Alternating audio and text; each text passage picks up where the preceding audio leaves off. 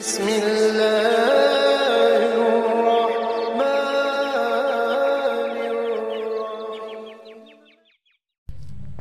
السلام علیکم ورحمۃ اللہ وبرکاتہ۔ آج میں آپ کے سامنے حضرت آدم علیہ السلام کی وصیت بتاؤں گا۔ حضرت آدم علیہ السلام نے وصیت کی، دنیا اور اس کی زندگی پہ کبھی مطمئن نہ ہونا، میرا جنت میں مطمئن ہونا اللہ تعالیٰ کو پسند نہ آیا، بالآخر مجھے وہاں سے نکلنا پڑا۔ عورتوں کی خواہشات پہ کبھی عمل نہ کرنا، میں نے اپنی بیوی کی خواہش پر جنت میں منع کیے ہوئے درخت کا پھل کھا لیا، جس پر مجھے جنت سے نکال دیا گیا۔ کام کرنے سے پہلے اس کے انجام پہ اچھی طرح غور کر لو، اگر میں ایسا کرتا تو جنت میں مجھے شرمندگی نہ ہوتی۔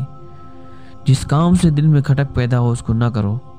جنت کے درخت کا پھل کھاتے وقت میرے دل میں کھٹک پیدا ہوئی، لیکن میں نے اس کی پرواہ نہ کی۔ ہر کام سے پہلے صاحب الرائے لوگوں سے مشورہ ضرور لیا کرو۔